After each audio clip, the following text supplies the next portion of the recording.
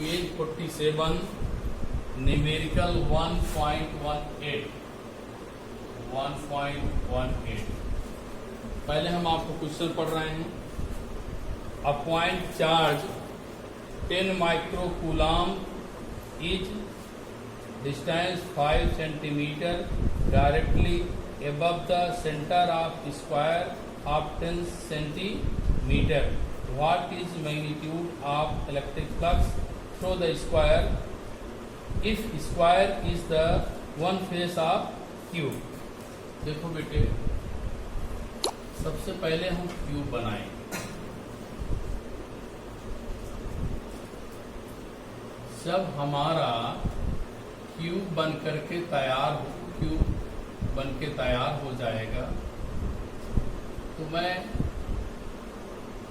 आपसे कहना क्या चाह रहा था, इस क्यूब का बॉटम फेस नीचे वाला, पहली बात क्यूब में दिमाग में सोच लीजिए, क्यूब में 6 सतह होती हैं और जो 6 सतह बनी होती हैं, सतह बना होती है, सरफेस बना होता है, उसके बेटे साइड स्क्वायर के रूप में होती है, उसकी साइज स्क्वायर के रूप में होती है। अगर मैं इसे ही कह रहा है बेटे, अगर यहां से, अब मैं देखिए क्या किया, इस भाग को मिटा दिया। अब मिटा दिया, मिटाने के बाद वन फेस बन गया। तो यहां से बेटे 5 सेंटीमीटर पर कोई चार्ज रखा है, उस चार्ज की वैल्यू क्या है, क्यू, और क्यू की वैल्यू क्या है बेटे, 10 माइक्रोकूलम। हमें पूछा है इलेक्ट्रिक फ्लक्स वन फेस। अगर यह क्यूब के अंदर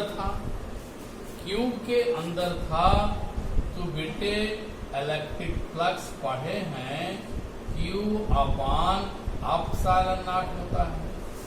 अभी जब मैं पहले फिगर बनाया था तो वह क्यूब के अंदर था चार्ज। तो इलेक्ट्रिक फील्ड लाइंस इमेजिन करिए, महसूस करिए कि 6 सतह से निकलती, क्या करती, 6 सतह से निकलती। तो हम यहाँ कह सकते थे, सर जब इलेक्ट्रिक फ्लक्स आप लिखे हैं तो 6 फेज से लिखे हैं, 6 फेज से है। 6 phase equal to E equal to 10 into 10⁻⁻6 upon 8.85 10⁻⁻12। अब बात आती है कि यह जो भाग स्क्वायर का दिख रहा है, यह बेटा हमारे क्यूब का एक भाग है। क्यूब में 6 सतह, हर सतह स्क्वायर के फॉर्म में है कि नहीं, है ना, हर सतह स्क्वायर के फॉर्म में है। उसमें से एक सतह की बात हो रही है। जब एक सतह की बात होगी तो बच्चा कहेगा, सर आप क्यों इसको वन फेस नहीं लिख देते? मैं लिखने को तैयार हूं, सारी वैल्यू को ऐसे नोट कर लिया। जब वन फेज से लिखेंगे बेटे तो मैं क्या करूंगा, जितनी वैल्यू ये आई है फिर लिखूंगा 10 इंटू 10⁻⁻6 अपॉन 8.85 10⁻⁻12 इंटू 6 यहाँ चला है। और इसको आप सॉल्व करेंगे अपने मोबाइल पर, आप लोग अब तो स्मार्टफोन मिल गए हैं, इतना आना चाहिए। Unit newton metre square upon बेटे कूलम का स्क्वायर। यह इलेक्ट्रिक फ्लक्स वन फेज का है। क्यों है? क्योंकि उसने कहा है magnitude of electric flux through square. देखिए हमसे क्वेश्चन घुमा लिया है, दिया क्यूब, अब पूछा स्क्वायर से। इसका मतलब हम सोचे स्क्वायर कहाँ है, स्क्वायर बेटे कहाँ है, क्यूब के सतह में है। तो 6 सतह से कितना, ये टोटल फ्लक्स है, total number of electric field line passing through any cross section area. तो ये टोटल है, टोटल का मतलब कै फेज से, 6 फेज से। एक फेज से निकालेंगे तब हम स्क्वायर के फॉर्म में आएंगे। ये बहुत अच्छा सा क्वेश्चन आपका था। नंबर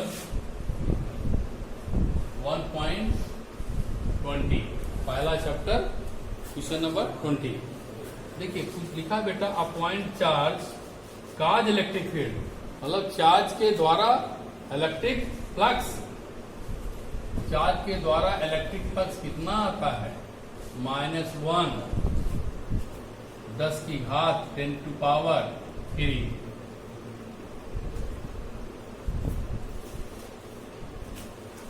सपोज करते हैं बेटे वो चार्ज r रेडियस के किसी स्फीयर से क्लोज कर दिया गया है।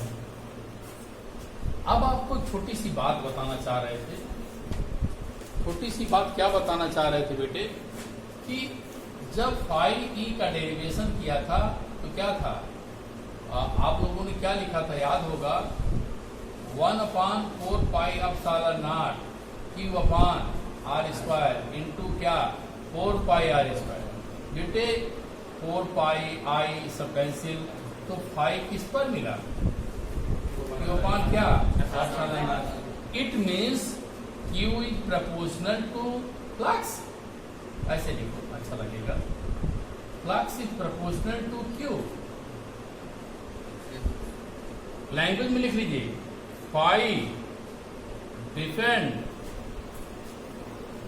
On Q।